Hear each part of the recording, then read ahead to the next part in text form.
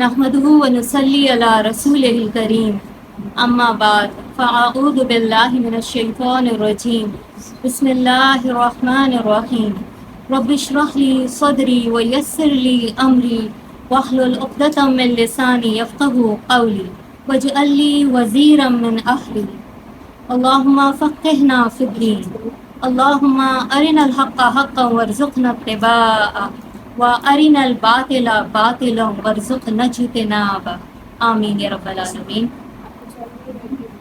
آج کا ہمارا جو موضوع ہے وہ درود شریف کے اوپر ہے۔ اللہ سبحانہ و تعالیٰ کا احسان عظیم ہے ہم پر کہ اس نے ہمیں ایک مسلمان گھر میں پیدا فرمایا اور اسلام جیسی بیش بہا نعمت جو ہے اس سے ہمیں سرفراز کیا۔ یہ اس چیز کا ہم لوگوں کو احساس اس لیے نہیں ہوتا کیونکہ ہم تو پیدائشی مسلمان ہیں نا، ہمیں بچپن سے سکھایا جاتا ہے کہ تمہارا رب کون ہے، کس نے تمہیں پیدا کیا، کیوں پیدا کیا، تو ہماری زندگی میں وہ بے چینی نہیں ہوتی یا وہ گھبراہٹ اور پریشانی نہیں ہوتی جو ان لوگوں کی زندگی میں ہوتی ہے جو نہیں جانتے کہ ان کو کس نے پیدا کیا، ان کا خالق کون ہے، ان کا مالک کون ہے، وہ اس دنیا میں کیا کرنے آئے ہیں، کہاں سے آئے ہیں اور پھر کہاں چلے جاتے ہیں۔ اور اتنا سسٹمیٹکلی پوری کائنات کا نظام جو ہے یہ کون سی ہستی ہے جو چلا رہی ہے، اس کا چھوٹی سی ایک جھلک آپ کو محسوس کروانے کے لیے بلقیس عیدی کا ایک انٹرویو تھا، اس میں وہ بتا رہی تھی کہ وہ بچے جو ہمارے پاس آتے ہیں جو نہیں جانتے کہ ان کے ماں باپ کون ہیں، جب وہ تھوڑی شعور کو پہنچتے ہیں، جو ان کے اندر جو گھبراہٹ ہوتی ہے، بے چینی اور پریشانی ہوتی ہے کہ ہم کس کی اولاد ہیں، میری ماں کون ہوگی، کیسی ہوگی، میرا باپ کون ہوگا، کیسا ہوگا۔ اب وہ کہتی تھیں کہ وہ تڑپ تڑپ کے روتے تھے کہ پتہ نہیں ہمارے ماں باپ کیسے ہوں گے، کہاں ہوں گے، کس حال میں ہوں گے۔ تو اب سوچیں وہ لوگ جو اسلام کی نعمت سے بہرہور نہیں، وہ پوری زندگی یہ کھوجتے ہوں گے، تلاش کرتے ہوں گے کہ ہمیں کس نے پیدا کیا، ہم کیوں زندگی میں آئے ہیں، ہمارا بنانے والا کون ہے۔ تو یہ جو عظیم نعمت ہے اللہ کا تعارف کروانے کی، بندوں کو اس کے خالق سے ملانے کی، یہ احسان عظیم ہم پر اور کسی نے بھی نہیں، صرف نبی اکرم صلی اللہ علیہ وسلم، ان پر میری جان ہزار بار قربان، میری ماں باپ، میری اولاد ان پر قربان۔ تو ان کا یہ جو احسان عظیم ہے کہ انہوں نے اپنے ہمارے رب سے ہمیں متعارف کروایا، نہ صرف تعارف کروایا بلکہ ان سے ملوایا بھی، اللہ کا اور اس کے بندوں کا رابطہ ایک دوسرے سے کروایا اور جوڑ دیا اللہ کے بندوں کو اللہ کے ساتھ۔ تو اس احسان عظیم کا ہم اب کس طرح سے جو ہے وہ احسان کا کچھ تو بدلہ ہوگا نا، قرآن میں ہے نا، هل جزاء الاحسان الا الاحسان، کیا بھلا احسان کا بدلہ احسان کے بدلے کچھ اور ہو سکتا ہے؟ تو یہ جو احسان عظیم نبی اکرم صلی اللہ علیہ وسلم نے ہم پر کیا کہ اسلام جیسی نعمت سے نوازا اور اپنے رب کا تعارف کروایا اور اس سے ملوا دیا۔ آپ وہ ہستی ہوا کرتے تھے کہ مکہ کے ہر دل عزیز انسان تھے آپ، لوگ آپ پر اس قدر اعتماد کیا کرتے تھے کہ جب آپ نے یہ ارشاد فرمایا کہ اے لوگوں اگر میں تم سے کہوں کہ پہاڑی کے پیچھے سے ایک فوج آ رہی ہے تم پر حملہ کرنے، تو کیا تم میری بات مانو گے؟ تو ان کا جواب کیا تھا کہ اگر ہم اپنی آنکھوں سے نہیں بھی دیکھ رہے ہوں گے اور اگر آپ کہیں گے کہ آ رہے ہیں تو ہم یقین کریں گے کہ ہاں آ رہے ہیں، بے شک ہمیں نہ نظر آ رہے ہیں۔ اور اسی سچائی کی وجہ سے آپ کا جو لقب پڑا تھا صادق اور امین، کہ سچ بولنے والے اور امانت دار۔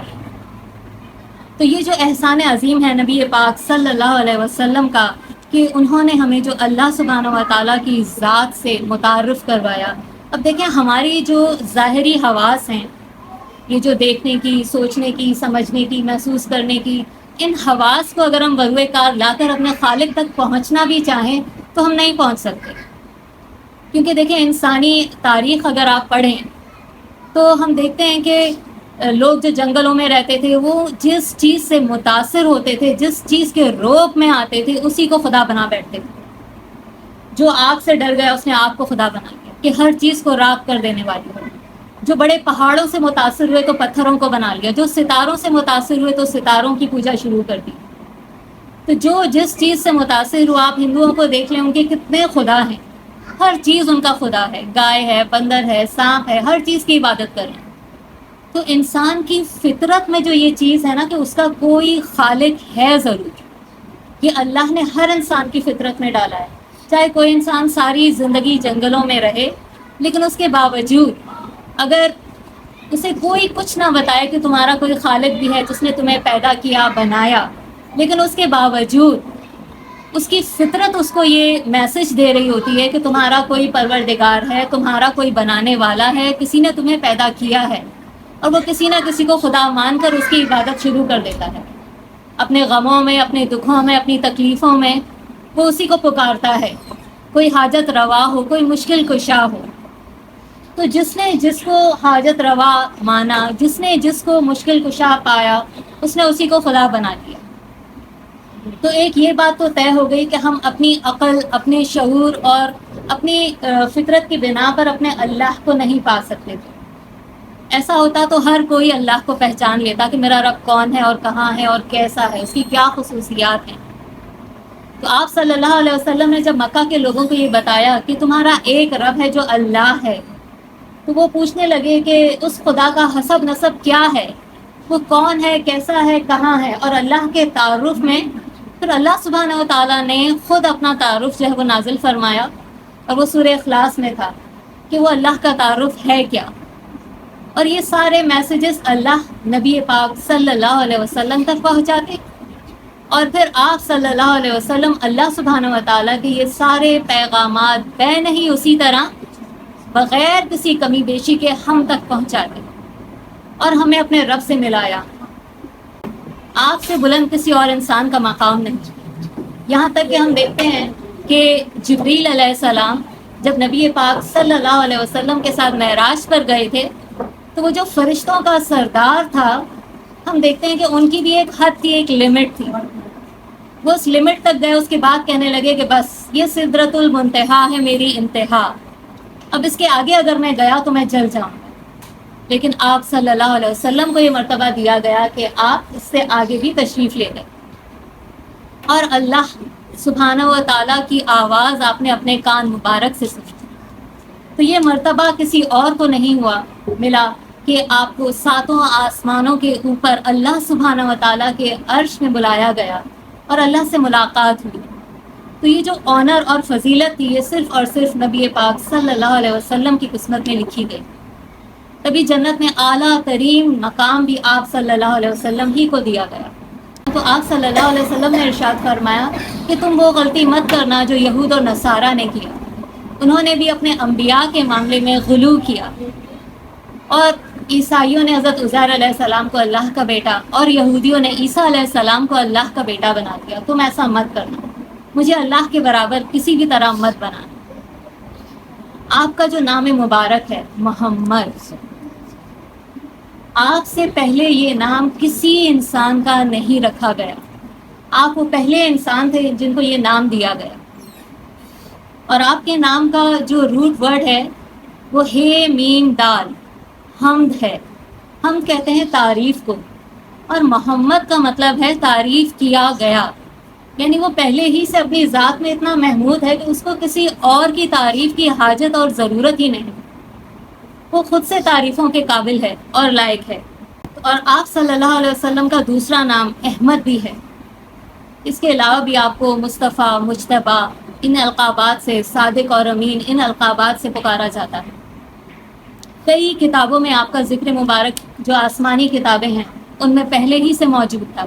تبھی یہود آپ کے آنے سے پہلے عربوں پر یہ فخر کیا کرتے تھے کہ ہمارا نبی آنے والا ہے، اس کے ساتھ مل کر ہم تم سے لڑیں گے. اور آپ صلی اللہ علیہ وسلم کی تمام نشانیاں ان کی کتابوں میں لکھی تھیں. لیکن پھر انہوں نے محض حسد کی وجہ سے کہ یہ نبی ہم میں سے کیوں نہیں، آپ کی دشمنی اختیار کر لی. حالانکہ ایسے پہچانتے تھے ان کو جیسے اپنے بیٹوں کو پہچانتے. اور یہ بات قرآن میں اللہ سبحانہ و تعالیٰ خود ارشاد فرما رہے ہیں.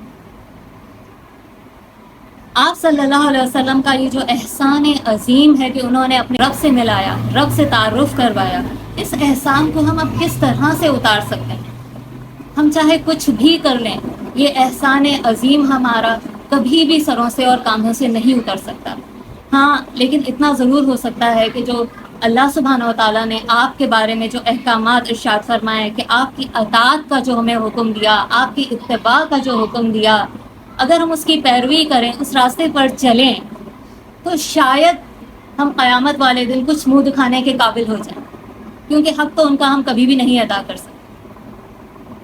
یا آپ ان سے پوچھیں جو بھٹکے ہوئے ہیں، جو اللہ کو ڈھونڈ رہے ہیں، جو نئے مسلمان ہوتے ہیں، کہ ان کے اندر کیا تڑپ ہوتی ہے، وہ کس طرح اسلام کو قبول کرتے ہیں، پورے شعور کے ساتھ، پوری دل، پوری جذبے کے ساتھ۔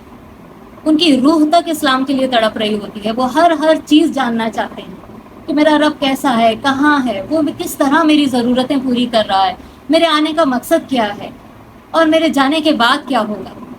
تو یہ ساری باتیں آپ صلی اللہ علیہ وسلم کی اتباع اور اطاعت کر کے ہی ہم حاصل کر سکتے ہیں۔ اب یہ جو دو لفظ ہیں، اتباع اور اطاعت، اطاعت کیا ہے کہ آپ کو حکم ملا اور آپ نے فرما برداری اختیار کی، کام کر لیا، ٹھیک ہے، یہ کیا ہوئی؟ اطاعت۔ اتباع کیا ہے؟ اتباع جو ہے یہ اطاعت سے تھوڑا ایک درجہ آگے ہے۔ اتباع یہ ہے کہ کوئی آپ کے آگے چل رہا ہے اور آپ اس کے فٹ اسٹیپس پہ چل رہے ہیں، آپ صرف اشارے کے منتظر ہیں کہ آنکھ کے اشارے سے کسی نے کہا اور آپ نے فوراً سمجھ بھی لیا اور عمل کر بھی لیا۔ ایسا کب ہوتا ہے کہ ہم لوگوں کے آنکھوں کے اشاروں کو بھی سمجھنے لگتے ہیں، ان کی نظروں کو بھی پڑھ لیتے ہیں؟ ایسا کب ہوتا ہے؟ جب آپ کے دل میں اس شخص کے لیے محبت ہو، جذبات ہوں، تو آپ آنکھ کے اشارے کو بھی سمجھ جاتے ہیں۔ ماں کے لیے اس کی جو اولاد ہوتی ہے، بچہ بول کر تو نہیں بتاتا نا کہ اس کو کیا مسئلہ ہے، اسے بھوک لگی ہے، پیٹ میں درد ہے، بس وہ روئے جا رہا ہے۔ بچے کی زبان کون سمجھتا ہے؟ ماں۔ کیوں؟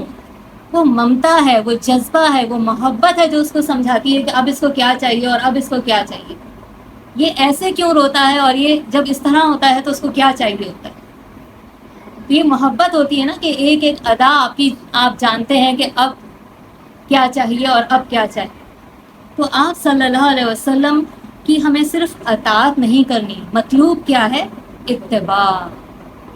حدیث مبارک ہے، آپ صلی اللہ علیہ وسلم نے ارشاد فرمایا، کل امتی یدخلون الجنہ الا من ابا، میرا ہر امتی جنت میں داخل ہوگا سوائے اس کے جس نے میرا انکار کیا۔ اب یہاں دیکھیں اوپر جو لفظ آیا وہ کیا ہے؟ کلو امتی، میرا ہر امتی جنت میں جائے گا سوائے اس امتی کے جس نے میرا انکار کیا۔ اب اگر کسی نے نبی صلی اللہ علیہ وسلم کا انکار کیا تو پھر تو وہ تو امتی تو نہیں رہا نا، لیکن آپ نے ارشاد فرمایا وہ امتی۔ تو صحابہ کرام نے بھی یہ بات سوچی اور پوچھا کہ یا رسول اللہ، آپ کی امت سے کون ایسا ہوگا جو آپ کا انکار کرے؟ تو آپ نے ارشاد فرمایا، قال من اطاعنی فقد دخل الجنہ، جس نے میری اطاعت قبول کر لی وہ جنت میں داخل ہو گیا۔ ومن عصانی، اور جس نے میری نافرمانی کی، فقد ابا، تو اس نے میرا انکار کر دیا۔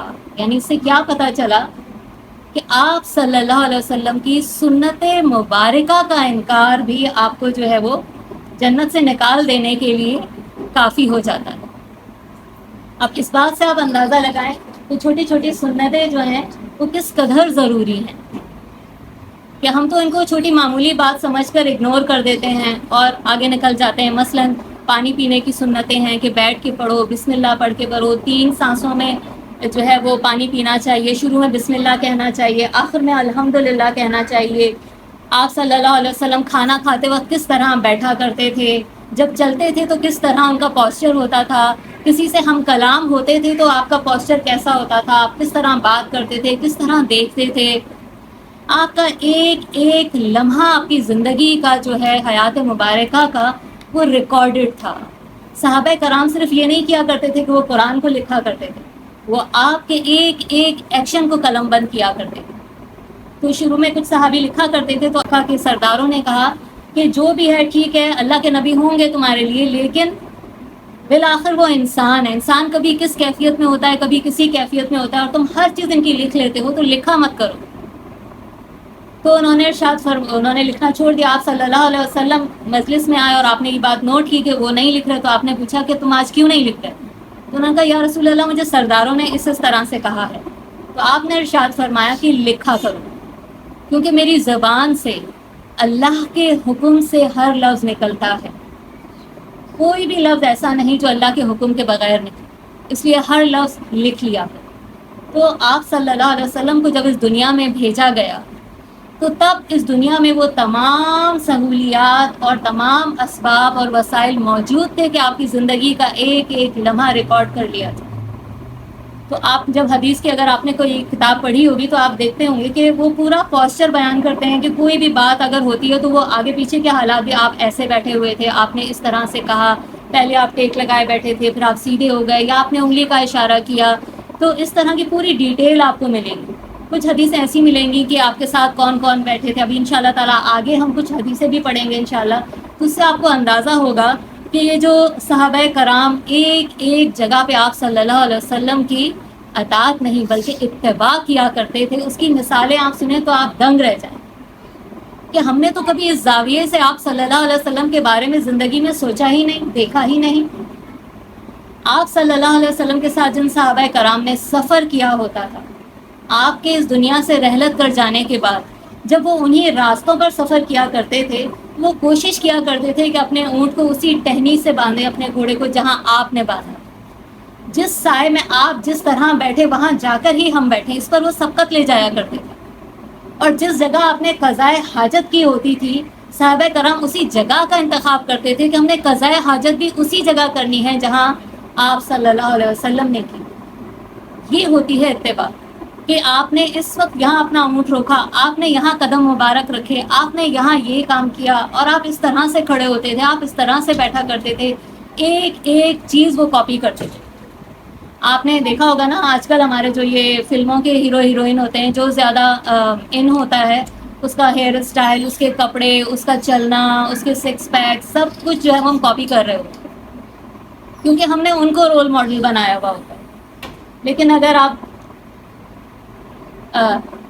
اپنا رول ماڈل نبی پاک صلی اللہ علیہ وسلم کو بنائیں تو آپ دیکھیں گے کہ آپ کا دل چاہے گا. وہ محبت کی بات ہوتی ہے نا، جب محبت دل کے اندر اتر جاتی ہے پھر آپ کا ہر چیز کہ نبی صلی اللہ علیہ وسلم مانگ کہاں سے نکالا کرتے تھے، میں بال کیسے بناؤں، اور میں یہ کیسے کروں، میں یہ کیسے کروں، وہ کپڑے کیسے پہنا کرتے تھے، وہ چپل کس طرح کی پہنتے تھے، وہ کس طرح بیٹھا کرتے تھے، کھانا کس طرح بیٹھ کے کھایا کرتے تھے، نوالے کس طرح لیا کرتے تھے. ایک ایک چیز آپ ان کی کاپی کریں گے. وہ بیچ کی مانگ نکالتے تھے یا سائڈ کی مانگ نکالتے تھے یا تیل لگاتے تھے، سرما کیسے لگاتے تھے، ناخن کس طرح سے کاٹنا شروع کرتے تھے، کس دن آپ روزہ رکھا کرتے تھے. ایک ایک ڈیٹیل آپ کی وہ کاپی کیا کرتے تھے. اور یہی چیز ہم سے بھی مطلوب ہے. ایک حدیث مبارک ہے، بخاری اور مسلم دونوں میں یہ حدیث آئی ہے، لا یؤمن احدکم حتی اکون احب الیہ من والدہ و ولدہ والناس اجمعین. تم میں سے کوئی ایک بھی ایمان والا نہیں حتی اکون احب الیہ، یہاں تک کہ میں محبوب ہو جاؤں اس کو، من والدہ اس کے باپ سے بھی زیادہ، وہ ولدہ اور اس کے اولاد سے بھی زیادہ، والناس اجمعین اور تمام انسانوں سے زیادہ. اب آپ سوچیں کبھی اگر آپ کو کوئی ایک لسٹ بنانے کے لیے دی جائے کہ آپ اپنے جو زندگی میں 10 ایسے لوگوں کی لسٹ لکھیں جن کے بغیر آپ زندگی گزارنے کا سوچ بھی نہیں سکتے، جن کی محبت آپ کے دل میں سب سے زیادہ ہے، تو سب سے اوپر کس کا نام آئے گا؟ آپ کے کسی بیٹے کا یا بیٹی کا یا شوہر کا، اگر نئی شادی ہوئی ہے. بعد میں تو وہ محبتیں کچھ کھو ہی جاتی ہیں. پھر اس کے بعد کس کس کا نام آئے گا کہ میں اس کے بغیر نہیں رہ سکتی، اس دوست کے بغیر، اس اولاد کے بغیر، اس رشتے دار کے بغیر، اپنی ماں کے بغیر، اپنے باپ کے بغیر. یہ لسٹ ہم بنائیں گے نا کہ اس مجھے دل میں میرے سچائی کے ساتھ اللہ کو حاضر ناظر جائیں. سوچیں آپ صلی اللہ علیہ وسلم نے کرائیٹیریا کیا دیا ہے، لا یؤمن احدکم، تم میں سے کوئی ایک بھی ایمان والا نہیں حتی اکون احب الیہ، یہاں تک کہ میں ہو جاؤں سب سے زیادہ محبوب اس کو، من والدہ اپنے باپ سے بھی زیادہ وہ مجھ سے محبت کرے، وہ ولدہ اور اپنی اولاد سے بھی، والناس اجمعین اور تمام انسانوں سے بڑھ کر میں اسے محبوب ہو جاؤں. تو جس کے بارے میں ہم کچھ بھی نہیں جانتے، کیا اس کی محبت ہمارے دلوں میں آ سکتی ہے؟ اس کا مطلب ہے نا پھر کہ دعویٰ جھوٹا ہے ہمارا. جس کے بارے میں ہم یہ تک نہیں جانتے کہ ان کی اولاد کتنی تھی، انہوں نے شادیاں کتنی کی، انہوں نے قربانیاں کیا دیں۔ ہمیں طائف کا واقعہ تو یاد ہوتا ہے کہ آپ ایک سردار کے پاس گئے، دوسرے کے پاس گئے، تیسرے کے پاس، چوتھے کے پاس، اور کیا جا کر کہا، اپنے لیے پناہ، اپنے آپ کو پیش کیا کہ مجھے پناہ دو، یا میری قوم نے مجھے نکال دیا۔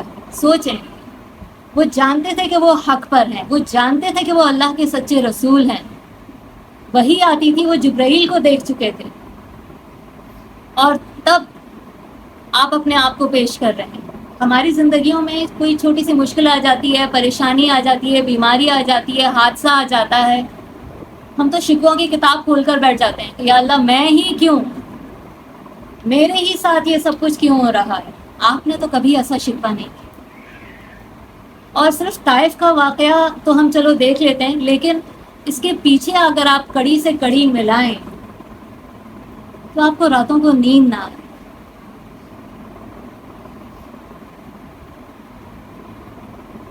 وہ جو ہر دل عزیز تھا، جو صادق اور امین تھا، اس کے ایک اشارے پہ لوگ کچھ بھی کرنے کے لیے تیار تھے۔ جب اس نے کہا کہ ایک اللہ کی عبادت کرو،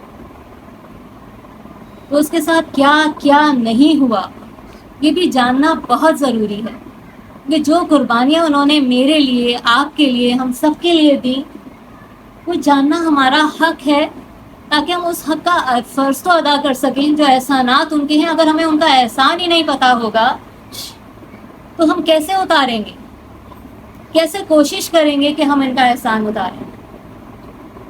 آپ نے جب اعلان فرمایا نبوت کا اور کھلے عام جب آپ نے تبلیغ کی، آپ کا بائیکاٹ کیا گیا، چچا کو پریشرائز کیا گیا، کیونکہ وہ سردار تھے ہر طرح سے۔ جب وہ بیمار ہوئے تو سارے سرداران ان کے پاس گئے کہ اس سے کہو سے جو چاہیے ہم دینے کے لیے تیار ہیں، لیکن یہ جو کلمہ بول رہا ہے لا الہ الا اللہ محمد رسول اللہ، یہ کہنا چھوڑ دے۔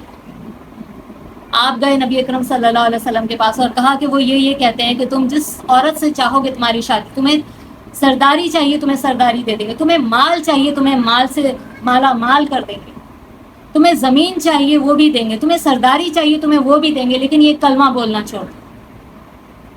آپ نے جب یہ باتیں سنی آپ رو پڑے، اور رونے کے بعد آپ نے ارشاد فرمایا کہ چچا اگر یہ میرے ایک ہاتھ پر چاند لا کر رکھ دیں، دوسرے ہاتھ پر سورج لا کر رکھ دیں، خدا کی قسم میں تب بھی یہ کلمہ کہنا نہیں چھوڑوں۔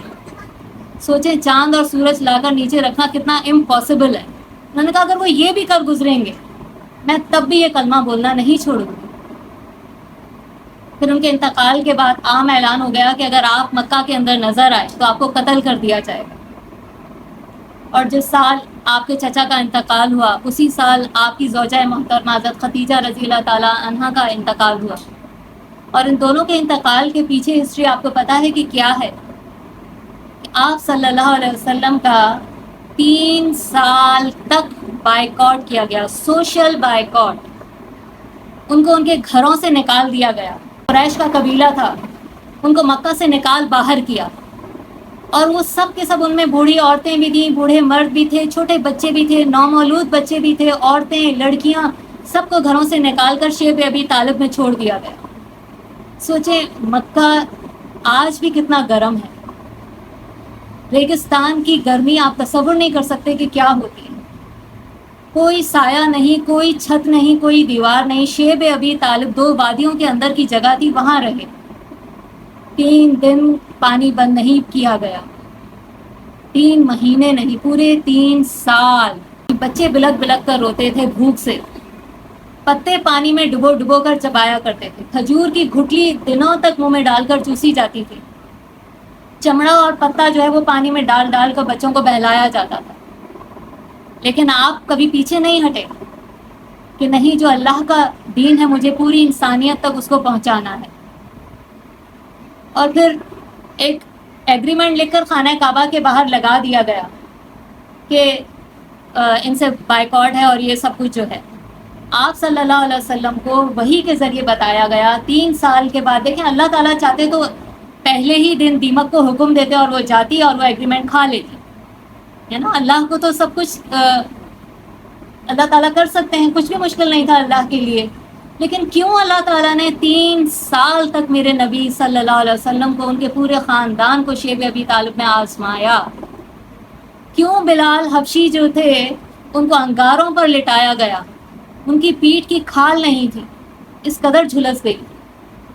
پھر تپتی ریت کے اوپر ان کو لٹا کے ان کے اوپر بھاری بھرکم پتھر رکھ دیے جاتے. عمار بن یاسر جو تھے ان کے پورے خاندان کو کس طرح ٹارچر کیا گیا. ان کی ماں اور ان کے والد دونوں کو گھوڑوں کے جو تھے وہ اس میں باندھ کے 4 گھوڑوں کو ان کے دونوں ہاتھ اور ان کے پیر باندھ دیا کرتے تھے، اور چاروں گھوڑوں کو مختلف سمت میں دوڑایا جاتا تھا، اور ان کی چیخیں پورے مکہ میں گونجتی تھیں. اور ان کی والدہ کو ایک برچھا شرمگاہ میں مار کر ان کو شہید کیا گیا. وہ اسلام کی پہلی شہید خاتون تھی، حضرت عمار بن یاسر کی والدہ. اور پھر ان کے والد کو بھی شہید کر دیا گیا کہ حضرت عمار کو، کہ اگر تم یہ کہہ دو اپنی زبان سے کہ تم محمد صلی اللہ علیہ وسلم اور اس کے اللہ کو، اس کے معبود کو نہیں مانتے، تو ہم تمہیں چھوڑ دیں. انہوں نے اپنی صرف جان بچانے کے لیے یہ کہا. اس کے بعد وہ روتے ہوئے نبی صلی اللہ علیہ وسلم کے دربار میں حاضر ہوئے اور سارا واقعہ بیان فرمایا کہ انہوں نے مجھ سے اس شرط پہ یہ کہلوایا. تو آپ نے کہا کہ تمہارا دل کس حال پہ مطمئن ہے؟ تو انہوں نے قسم کھا کر کہا کہ میرا دل اللہ کے ایک ہونے پر اور آپ کے سچا نبی ہونے پر مطمئن ہے. تو آپ نے ارشاد فرمایا کہ تمہیں تمہارا ایمان مبارک ہو، یعنی تمہارا ایمان سلامت ہے. یہ بولا گیا انہیں. یہ تو تھے پہلے شہید خاندان. اس کے علاوہ 3 سال تک یہ جو آپ نے اتنا سخت بائیکاٹ جھیلا، 3 سال کے بعد اللہ نے دیمک کو حکم دیا، اور وہ خانہ کعبہ کے اندر لگی ہوئی. آپ نے اپنے چچا سے کہا اب آپ جائیے اور ان سے کہیے کہ وہ ایگریمنٹ جو اندر لگا ہوا ہے وہ ختم ہو چکا، اس لیے اب یہ بائیکاٹ جائیے ختم ہونا ہے. اور اللہ ہی نے پھر وہاں کے 3 سرداروں کے دلوں میں بھی ڈالا، بچوں کو، عورتوں کو، بوڑھوں کو، اس طرح تمہیں، آخر تمہارے رشتے دار ہی ہیں یہ، کب تک آخر اس طرح سے ان کو ٹارچر کیا جائے گا. تو انہوں نے کہا، ان کے جو چچا تھے انہوں نے جب جا کے کہا کہ وہ ایگریمنٹ ختم ہو چکا، تو انہوں نے کہا تمہیں کیسے پتا؟ تمہیں تو نہیں، تم تو یہاں کبھی آئے ہی نہیں. انہوں نے کہا مجھے محمد نے خبر دی ہے، اور ان کو ان کے رب نے خبر دی ہے. اور جب کھولا گیا تو وہ پورا دیمک اس کو چاٹ چکی تھی، لیکن سوائے محمد باقی سب کچھ دیمک کھا چکی تھی. اللہ اور اس کے رسول کا نام باقی رہا، اور کچھ باقی نہیں رہا. وہ تو رسول اللہ تو نہیں مانتے تھے، وہ تو محمد ابن عبداللہ. تو عبداللہ میں بھی تو اللہ کا نام آتا ہے نا، اللہ کا بندہ. تو دیمک نے وہ نہیں کھایا. اور اس طرح سے یہ بائیکاٹ ختم ہوا. اور ان 3 سال کے فاقوں، سختی، سردی، گرمی کی تاب نہ لاتے ہوئے اس سال آپ کے چچا کا بھی انتقال ہو گیا، اور آپ کی زوجہ محترمہ اماں ختیجہ رضی اللہ تعالیٰ عنہ کا بھی انتقال ہو گیا. پھر ان کے انتقال کے فوراً بعد کا انتقال، پھر اس کے بعد زوجہ محترمہ جو ہر وقت تسلی دینے والی تھی آپ کو، ہر مشکل وقت میں آپ کے ساتھ کھڑی رہتی تھی، اپنا پورا مال آپ کے اوپر لٹا دیا دین کی سربلندی کے لیے. تو ان کا غم ابھی تازہ تھا کہ اعلان کر دیا گیا کہ اگر آپ مکہ کے اندر نظر آئے تو آپ کو قتل کر دیا جائے. اس سارے سینیریو میں آپ مکہ سے نکلے تھے حضرت زید کو اپنے ساتھ لے کر، جو پہلے آپ کے منہ بولے بیٹے تھے، پھر بعد میں وہی آئی کہ ابھی آپ کے منہ بولے بیٹے نہیں. ان کے ساتھ آپ گئے تھے طائف، اور اس دکھ اور درد اور تکلیف میں آپ نے اپنے آپ کو ان کے آگے پیش کیا. ایک سردار کے پاس گئے، دوسرے کے پاس گئے، تیسرے کے پاس گئے، چوتھے کے پاس گئے، اور چوتھے نے تو کوئی کمی بیشی کیے بغیر جتنے بھی جو لڑکے تھے ان سب کو آپ کے پیچھے لگا دیا کہ پتھر مار مار کر ان کو یہاں سے نکالا جائے. کیا آپ کو نہیں پتا تھا کہ آپ اللہ کے سچے رسول ہیں؟ پھر اس کے بعد آپ کا مکہ کے اندر کوئی سردار تھا جس کے احسانات تھے، جس پر آپ کے احسانات تھے. تو آپ نے حضرت زید کو بھیجا ان کے پاس کہ مجھے تم پناہ دو. سوچیں، ان کے 4 بیٹے تھے، انہوں نے اپنے 4 بیٹوں کو بھیجا اور کہا کہ اعلان کیا کہ میں نے محمد کو پناہ دی ہے، اور اب اگر کسی نے محمد پہ ہاتھ اٹھایا تو اس کا مطلب ہے کہ مجھ پہ ہاتھ اٹھایا. یہ قبیلوں میں یہ روایت ہوتی تھی کہ اگر کوئی قبیلہ کسی کو پناہ دے دے تو کوئی بھی پھر اس کے اوپر ہاتھ نہیں اٹھا سکتا. تو ان 4 بیٹوں نے آپ صلی اللہ علیہ وسلم کو بیچ میں کیا، اور چاروں طرف تلواریں لے کر آپ کو سیکیورٹی دے کر اپنے ساتھ، پناہ دے کر اپنے گھر لے. پھر اس کے بعد بھی ظلم و ستم ختم نہیں ہوئے. پھر کس طرح سے آپ نے ہجرت فرمائی، پھر مدینہ گئے، پھر وہاں کتنی جنگیں لڑی گئیں، جنگ بدر ہے، جنگ احد ہے، آپ نے کتنی جنگیں لڑی اپنی زندگی میں. زمین، پوری زمین پر ہر اذان میں ہر جگہ آپ کا نام مبارک پکارا جا رہا ہے. ہر اذان میں زمین گول ہے نا، تو اس وقت ایک وقت پہ اگر کہیں پر فجر ہوتی ہے تو دوسرے جگہ پہ ظہر کی اذان ہو رہی ہے، تیسری جگہ پہ عصر کی، پھر مغرب کی، پھر عشاء کی. تو ہر جگہ زمین کے ٹکڑے پر کوئی نہ کوئی اذان ہو رہی ہے، ہر جگہ. اور اس ہر اذان میں نبی صلی اللہ علیہ وسلم کا نام پکارا جا رہا ہے. اور ہر نماز میں جتنے بھی مسلمان ہیں آپ پر درود و سلام بھیج رہے ہیں. اور پھر ایکسٹرا اللہ سبحانہ و تعالیٰ خود جس پر درود و سلام بھیج رہے ہیں کہ اللہ تعالیٰ ارشاد فرما رہے ہیں کہ اللہ اور اس کے فرشتے نبی صلی اللہ علیہ وسلم پر درود و سلام بھیجتے ہیں. تو اے ایمان والوں، تم بھی ان پر کثرت سے درود و سلام بھیجو. اور ہم ہر نماز میں ان پر درود و سلام بھیجتے ہیں، اس کے بغیر ہماری نماز مکمل نہیں. اور آپ صلی اللہ علیہ وسلم کا نام مبارک کے بغیر کلمہ مکمل نہیں. کوئی اسلام کے اندر داخل نہیں ہو سکتا جب تک کہ وہ لا الہ الا اللہ کے ساتھ محمد رسول اللہ کو قبول نہ کرے. تو اللہ سبحانہ و تعالیٰ نے اپنے ذکر مبارک کے بعد نبی اکرم صلی اللہ علیہ وسلم کا ذکر مبارک لازماً رکھا. تو آپ کی جو شان اللہ سبحانہ و تعالیٰ نے آپ کو عطا فرمائی وہ تو اعلیٰ اور عرفہ ہے. جو اللہ نے مقام دیا وہ مقام محمود، وہ کسی اور کو نہیں ملا، وہ آپ صلی اللہ علیہ وسلم کو دیا گیا. آپ نے ارشاد فرمایا میرے لیے وسیلہ مانگا کرے. وسیلہ جو ہے وہ جنت میں ایک بلند ترین مقام ہے، جو آپ نے ارشاد فرمایا کہ میں امید کرتا ہوں کہ مجھے ہی وہ ملے گا. اب آپ کے یہ سارے احسانات، یہ قربانیاں، یہ تکلیفیں جو انہوں نے اللہ کا پیغام ہم تک پہنچانے کے لیے جھیلی، اس کا تھوڑا بہت احسان اتارنے کے لیے قرآن ہمیں کیا تعلیم دیتا ہے کہ آپ صلی اللہ علیہ وسلم نے ہمیں کیا تعلیمات ارشاد فرمائی. تو قرآن میں ایک جگہ اللہ تعالیٰ ارشاد فرماتے ہیں کہ آپ صلی اللہ علیہ وسلم کی مدد کرو، ان کی عزت کرو اور ان کی توقیر کرو. کے دور میں یہ سارے احکامات تھے کہ اگر آپ ہیں تو آپ کی توقیر کی جائے، آپ کے لیے جو ہے وہ سب سے دل کے اندر عزت، احترام.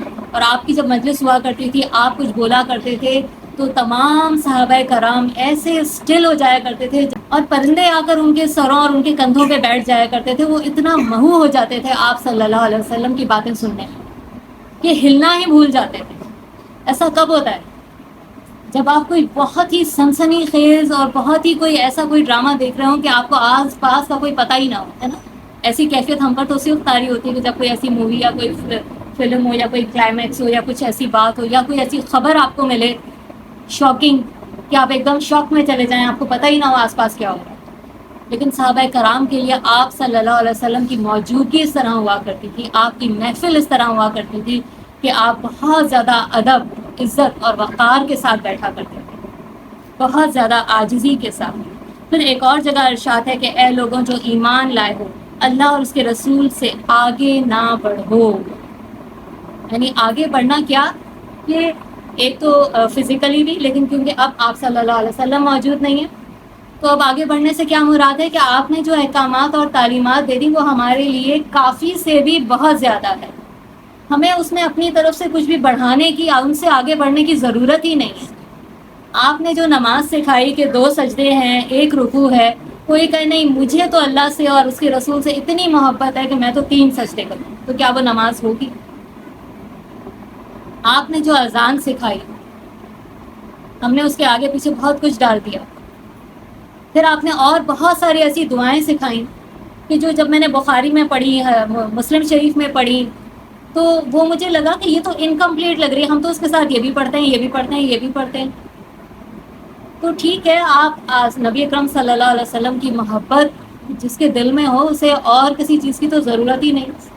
اس سے زیادہ مبارک شاید اس زمین کے اوپر دوسری کوئی اور چیز ہو کہ جس دل کو اللہ نے نبی پاک صلی اللہ علیہ وسلم کی محبت سے سرفراز کر دیا ہو، پر نور کر دیا ہو اس کے دل کو آپ کی محبت سے. پھر آگے ارشاد فرمایا کہ آپ کے سامنے اونچی آواز سے بات نہ کی جائے. تو وہ تو یہ آپ کے سامنے تھا، لیکن آپ صلی اللہ علیہ وسلم جب خطبہ ارشاد فرمایا کرتے تھے تو صحابہ کرام اس کی اتنی زیادہ تقلید کیا کرتے تھے. جیسے کبھی کبھی ہوتے نا، ہم جوش میں آ کے بہت زیادہ ہاتھ ہلاتے ہیں اور بڑی یوں یوں ٹھوک بجا کے ہم ڈیکسیں بجا رہے ہوتے ہیں کہ یہ اور وہ آپ صلی اللہ علیہ وسلم پر یوں اور وہ، اور بڑے بالکل ہمیں ہوش ہی نہیں ہوتا کہ ہاتھ پیر ہمارے کہاں جا رہے ہیں اور کہاں نہیں، اور کہاں آواز کی جو ہے وہ پیک جا رہی ہے اور کہاں نہیں. تو صحابہ کرام کے سامنے کوئی ایسا کرتا تھا تو وہ اس محفل سے اٹھ جاتے تھے، کہتے تھے واللہ اللہ کی قسم آپ صلی اللہ علیہ وسلم نے خطبے کے دوران اس سے زیادہ کچھ نہیں کیا. اس قدر اسی کو اتباع کہتے ہیں، اطاعت سے آگے بڑھ کر، کہ ایک ایک چیز میں آپ کی نقل کرنا. پھر ایک اور جگہ ارشاد ہے کہ آپ صلی اللہ علیہ وسلم کو ایسے نہ پکارو جیسے تم آپس میں ایک دوسرے کو پکارتے ہو. سوچیں اگر آپ کے والد محترم بیٹھے ہیں، والدہ ہیں، آپ کے کوئی بہت ہی بڑے کوئی بزرگ اور استاد بیٹھے ہیں، آپ ان کو کبھی تو سے مخاطب کریں گے؟ اپنی والدہ کو اور والد کو کبھی تو کہیں گے؟ یہاں کیا کہا گیا کہ ایسے نہ پکارو جیسے تم آپس میں ایک دوسرے کو پکارتے ہو. بہت ادب اور احترام سے پکارنے کا یہاں حکم ہے. پھر آپ نے ارشاد فرمایا من احب سنتی فقد احبنی، جس نے محبت کی میری سنت سے اس نے در حقیقت مجھ سے محبت کی. اگر ہمارے زمانے میں تو مجھے یہ شاہ رخ اور سلمان خان یاد ہیں، اور باقی کے ہیرو ہیروئنس کو میں اتنا نہیں جانتی. تو ان کا ہیئر اسٹائل کیسے ہوتا تھا، جوہی چاولہ کے بال کیسے ہوتے تھے، یا مادھوری کیسے ہوتی تھی، کلاس کی لڑکیاں کالج کی کاپی کیا کرتے تھے. لیکن جب اللہ نے ذرا دین کی سمجھ دی، اس راستے پر اللہ نے ڈالا، تو پھر ہم نے یہ سیرت پڑھنا شروع کی. لیکن قرآن کی جب آپ تفسیر پڑھتے ہیں وہ ایک الگ اس کا لطف ہے، اس کی ایک الگ ہی روب اور اس کا ایک اثر ہوتا ہے آپ کے دل، دماغ، جذبات پر، روح پر.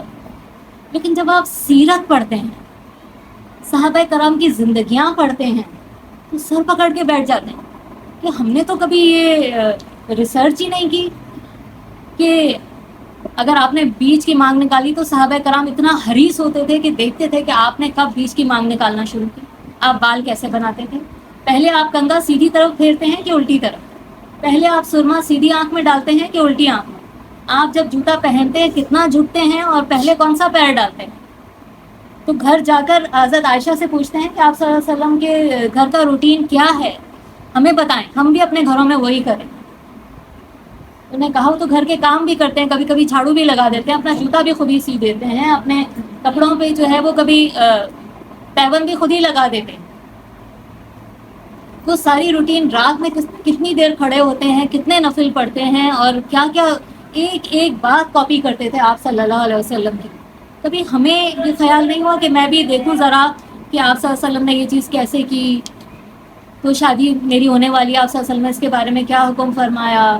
اگر میں شاپنگ پہ جا رہی ہوں تو آپ صلی اللہ علیہ وسلم اور ان کی ازواج مطہرات جو میرے لیے رول ماڈل ہیں وہ کیسے جاتی تھیں، کیا پسند کرتی تھیں. کیا کبھی ہم نے کپڑے خریدتے وقت یہ دیکھا کہ یہ کتنا باریک ہے، اس میں میری نماز ہوگی کہ نہیں، میری آستینیں پوری ہیں کہ نہیں.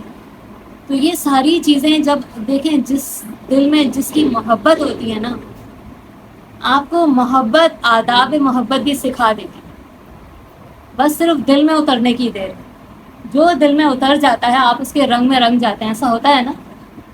تو قرآن میں تو ہے کہ صبغۃ اللہ، اللہ کے رنگ میں رنگ جاتا. تو کوئی اگر کسی کی بہت زیادہ کاپی کرتا ہے تو ہم تنزن اس کو کہتے ہیں تم تو بس فلاں کے رنگ میں رنگ گئی ہو بس، کیونکہ اس کے پوسچر سے لگ رہا ہوتا ہے، اس کی پسند اس نے اپنی پسند بنا لی، اس کو جو رنگ پسند ہے وہی ہمارے پسندیدہ ہو جاتے ہیں. اس کا جو روٹین ہوتا ہے، اگر وہ اس وقت اٹھ رہا ہے تو نہیں، میں نے بھی اسی وقت اٹھنا ہے کیونکہ وہ فلاں اس وقت اٹھتا ہے. وہ وہاں جا کے جاگنگ کرتا ہے تو میں نے بھی وہاں جا کے کرنی ہے.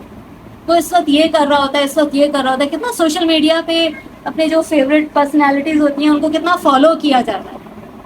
تو ہم سے اللہ سبحانہ و تعالیٰ کا جو یہ تقاضا ہے، اور آپ صلی اللہ علیہ وسلم کا یہ جو تقاضا ہے کہ میری سنت، جس نے میری سنت سے محبت کی اس نے مجھ سے محبت کی. اور آگے اللہ سبحانہ و تعالیٰ بھی یہ ارشاد فرماتے ہیں کہ اگر تم چاہتے ہو کہ اللہ تم سے محبت کرے تو تم اللہ کے نبی سے محبت کرو، اللہ تم سے محبت کرنے لگے. یہ ہوتا ہے نا. ایک پریکٹیکل آپ کو مثال دوں آپ کی کوئی اولاد ہے جو آپ کو بہت زیادہ عزیز ہے، آپ کو اس سے بہت زیادہ محبت ہے، آپ کے رشتہ داروں میں کوئی ہے جو آپ کی اس اولاد کو بہت زیادہ خیال رکھتا ہے، اس کے لیے گفٹ لا رہا ہے، اس سے محبت کر رہا ہے، اس کو بہت پیمپر کر رہا ہے، اس پہ واری واری جا رہا ہے اور نظر آ رہا ہے سب، کیا آپ کے دل میں اس کے لیے محبت نہیں پیدا ہوگی؟ جو اس سے محبت کر رہا ہے، جس سے آپ کو محبت ہے. تو اللہ سبحانہ و تعالیٰ آپ صلی اللہ علیہ وسلم سے کس قدر محبت کرتے ہیں ہم سوچ بھی نہیں سکتے. وہ تو میرے آپ سے ہم گناہ گاروں کے بارے میں یہ ہے کہ 70 ماؤں سے بڑھ کے محبت کرتا ہے، تو وہ تو آپ صلی اللہ علیہ وسلم ہیں.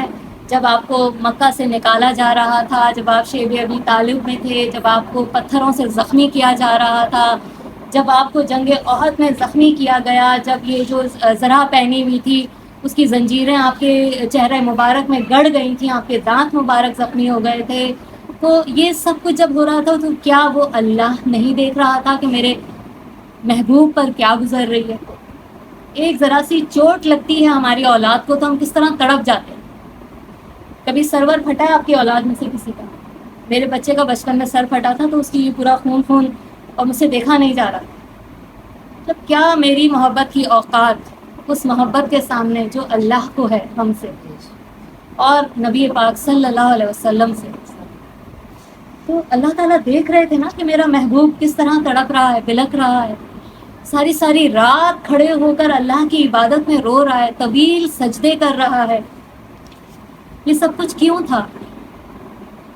کہ اللہ کو اللہ کے بندوں سے جوڑنے کے لیے تھا. صحابہ کرام کی ہمیں بہت ساری مثالیں ملتی ہیں کہ وہ آپ صلی اللہ علیہ وسلم کی محبت میں کس طرح باری باری جایا کرتے تھے.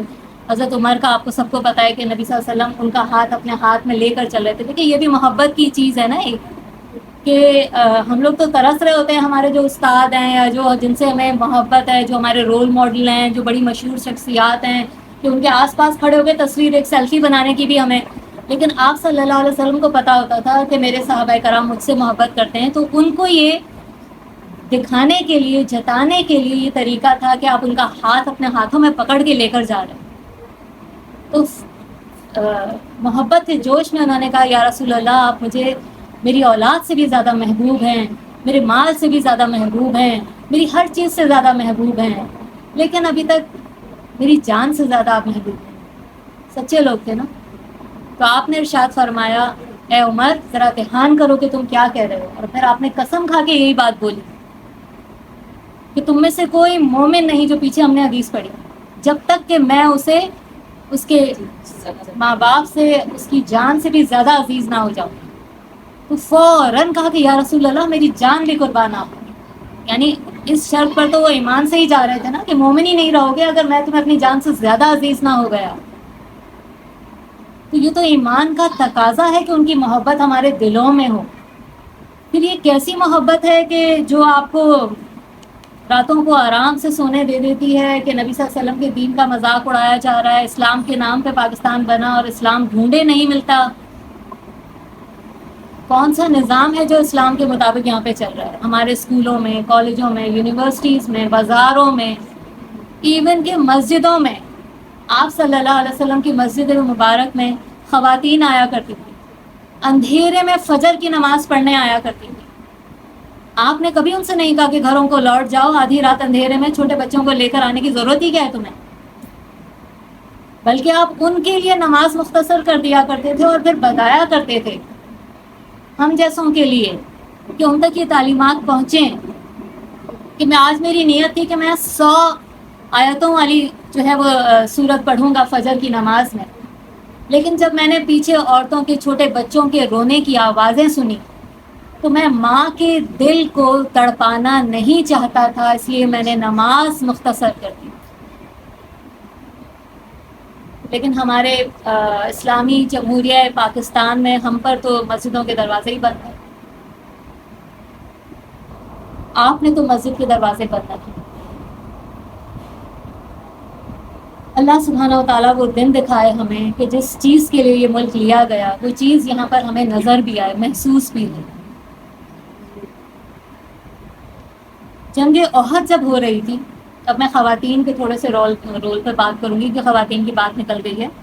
تو جنگ احد میں آپ کو یاد ہے نا کہ کفار نے آگے سے اور پھر پیچھے سے پلٹ کے حملہ کر دیا تھا جب دیکھا کہ مسلمان سمجھے کہ ہم جنگ جیت رہے ہیں. تو جو پہاڑی پر جو تیر انداز کھڑے تھے وہ ہٹ گئے, صرف 10 بچے. تو خالد بن ولید اس وقت مسلمان نہیں ہوئے تھے, بڑے زبردست جنگجو تھے. انہوں نے پلٹ کر پہاڑی کے پیچھے سے حملہ کر دیا. تو آگے سے بھی اور پیچھے سے بھی کفار نے گھیر لیا, تو آپ بھی اس نرغے میں آ گئے. اتنی سی لاپرواہی تھی آپ کے حکم کو نہ ماننے کی, ایک غلط فہمی کی بنا پر وہ پہاڑی چھوڑی گئی کہ اب تو ہم جنگ جیت گئے. کچھ لوگوں نے کہا بھی کہ آپ صلی اللہ علیہ وسلم نے ارشاد فرمایا تھا چاہے جیتے یا ہارے تم نے پہاڑی سے نہیں ہٹنا. میں نے کہا کہ اب تو ہم جیت چکے. تو وہ دوڑے مال غنیمت لینے کے لیے, تو پیچھے سے کفار نے حملہ کیا تو آپ گھیرے میں آ گئے. تو ایک دم افواہ اڑی کہ آپ کو شہید کر دیا گیا. آپ نے بعد میں ارشاد فرمایا کہ میں جس طرف دیکھتا مجھے عمارہ رضی اللہ تعالیٰ عنہ نظر آتی. میں اپنے دائیں طرف دیکھتا, بائیں طرف دیکھتا, آگے دیکھتا, پیچھے دیکھتا. تو مجھے سب سے پہلے مجھے ہر طرف سے بچانے والی کون تھی؟ کون پہنچا وہاں پہ؟ حضرت ابو بکر صدیق, حضرت عمر, حضرت علی, حضرت عثمان. کون پہنچا؟ ایک عورت پہنچی. اور آپ نے کہا میں جہاں دیکھتا تھا مجھے عمارہ رضی اللہ تعالیٰ عنہ نظر آتی کہ انہوں نے سارے تیر اپنے اوپر لے لیے, سارے زخم تلواروں کے اپنے اوپر لے لیے, اور اس قدر ان کو زخم آئے کہ گنتی سے باہر تھے. ان کی شان میں آخر میں پھر ان کی تعریف فرمائی تاکہ سب کو پتہ چلے کہ آپ نے اس چیز کو برا نہیں کہا کہ جنگ کے میدان میں تمہارا کیا کام تھا. یعنی عورتیں جنگجو بھی ہوا کرتی تھیں. ایک خاتون حضرت ام معبد رضی اللہ تعالیٰ عنہ حضور صلی اللہ علیہ وسلم کا حلیہ مبارک بیان کرتی ہیں. اچھا اب دیکھیں, ہم دیکھتے ہیں حضرت عمر ہیں, حضرت ابو بکر ہیں, حضرت ابو ہریرہ سائے کی طرح آپ صلی اللہ علیہ وسلم کے ساتھ رہا کرتے تھے. لیکن آپ کا جو حلیہ مبارک ہے وہ کوئی کسی نے اتنی ڈیٹیل کے ساتھ نہیں بیان کیا, لیکن یہ ایک عورت تھی ام معبد رضی اللہ تعالیٰ عنہ, یہ بیان کرتی ہیں آپ صلی اللہ علیہ وسلم کا جو ایمان کا روب ہوتا تھا, آپ سے کوئی نظر نہیں ملا سکتا تھا, سب کی نظریں نیچی رہتی تھی. جب آپ ادھر ادھر دیکھ رہے ہوتے تھے تب صحابہ کرام آپ کی طرف نظر بھر کے دیکھ لیا کرتے تھے, لیکن جیسے ہی آپ کا چہرہ مبارک ان کی طرف ہوتا تھا وہ نظریں جھک جاتی تھیں. کوئی تاب نہیں لا سکتا تھا آپ کے اس پر نور چہرے کے روب کی. ان کو کیونکہ پتہ نہیں تھا کہ آپ اللہ کے نبی ہیں, اللہ کے رسول ہیں. انہوں نے آپ صلی اللہ علیہ وسلم کو اس وقت دیکھا تھا جب آپ صلی اللہ علیہ وسلم ہجرت فرما رہے تھے. آپ کے ساتھ حضرت ابو بکر تھے اور ایک اور تھا جو آپ کو راستہ دکھا رہا تھا. اس وقت آپ نے جو آپ صلی اللہ علیہ وسلم کو دیکھا, ان کا حلیہ مبارک, ان کی شان, تو وہ پھر انہوں نے بیان کی, اور ہر سیرت کی کتاب میں انہی کا بیان کیا ہوا حلیہ مبارک جو ہے وہ لکھا گیا ہے. تو ایک صحابی تھے, وہ یہ اسی بات کی سے مجھے یاد آیا کہ 14ویں رات کا چاند تھا. اس زمانے میں جب نیچے زمین پہ لائٹیں نہیں ہوا کرتی تھی, تو اگر آپ کو یاد ہو بچپن میں اگر کوئی گاؤں دیہات میں گیا ہو تو 14ویں رات کا جو چاند ہوتا ہے اس کی جو چمک دھمک اور اس کی روشنی کا جو ہالہ ہے اس کے کئی دور تک پھیلا ہوا ہوتا ہے, اور ستاروں کی چمک. وہ فرماتے ہیں کہ میں آپ صلی اللہ علیہ وسلم جب کہیں اور دیکھتے تھے تو میں ان کو دیکھتا تھا نظر بھر کے, پھر میں 14ویں رات کے چاند کو دیکھتا, پھر وہاں سے میری نظر تھک جاتی, پھر میں آپ کو دیکھتا, اور آپ کو دیکھتا ہی رہتا, میری نظر نہیں تھکتی. پھر میں موازنے کے لیے دوبارہ 14ویں رات کے چاند کو دیکھتا, پھر میری نظر پلٹ آتی آپ کی طرف. سبحان اللہ. اس قدر اللہ سبحانہ و تعالیٰ نے آپ کو خوبصورتی سے اور نور سے نوازا تھا کہ 14ویں رات کا چاند بھی آپ کے آگے پھیکا تھا. تو یہ فرماتی ہیں حلیہ مبارک بیان کرتے ہوئے کہ میں نے ایک آدمی دیکھا اتنا مختلف ہے کہ یہ انسان کے فوراً نگاہیں اس کی طرف مائل ہو جاتی. کوئی پوری مجلس میں ایک شخص ایسا ہوتا ہے نا کہ سب کو چھوڑ کے اس کی طرف بار بار آپ کی نظر نہ چاہتے ہوئے بھی اٹھ جاتی ہے. بڑا پرکشش لگ رہا ہوتا ہے, بڑا خوبصورت لگ رہا ہوتا ہے, آپ کا دل کھنچ رہا ہوتا ہے اس کی طرف.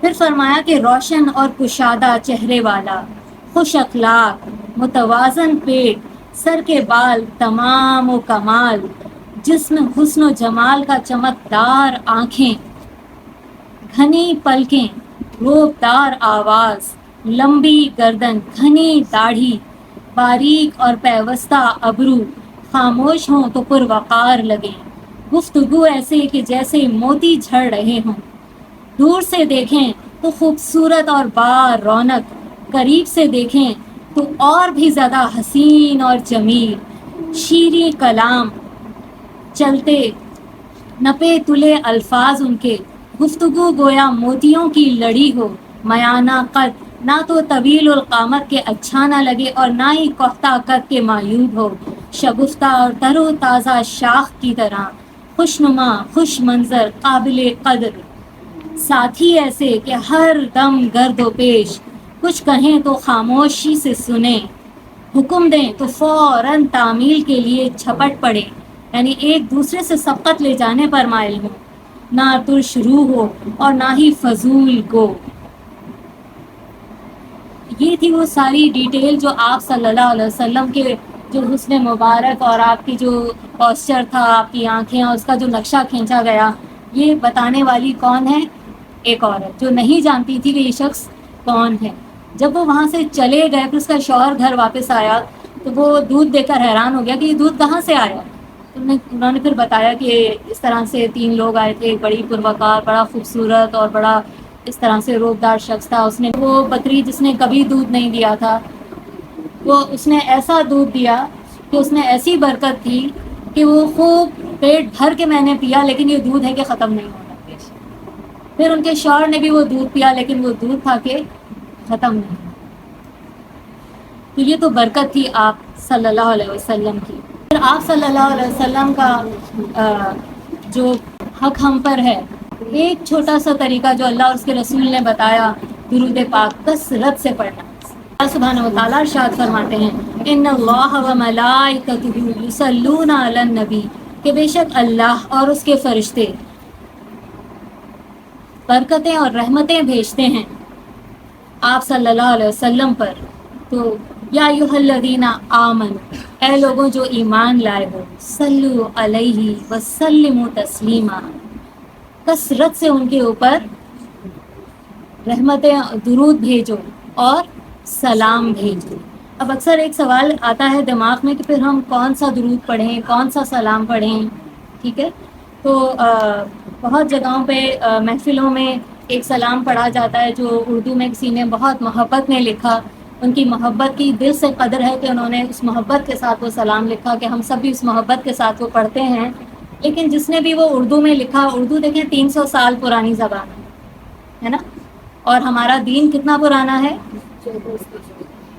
کوئی بھی دنیا کا بڑے سے بڑا عالم یا بڑے سے بڑا عبادت گزار، بڑے سے بڑا اولیاء آپ صلی اللہ علیہ وسلم کی شان مبارک میں درود لکھے، اور دوسری طرف وہ درود ہو جو خود آپ صلی اللہ علیہ وسلم نے اللہ سبحانہ و تعالیٰ کے حکم سے ہمیں سکھایا، تو آپ کس کو چنیں گے اپنے لیے؟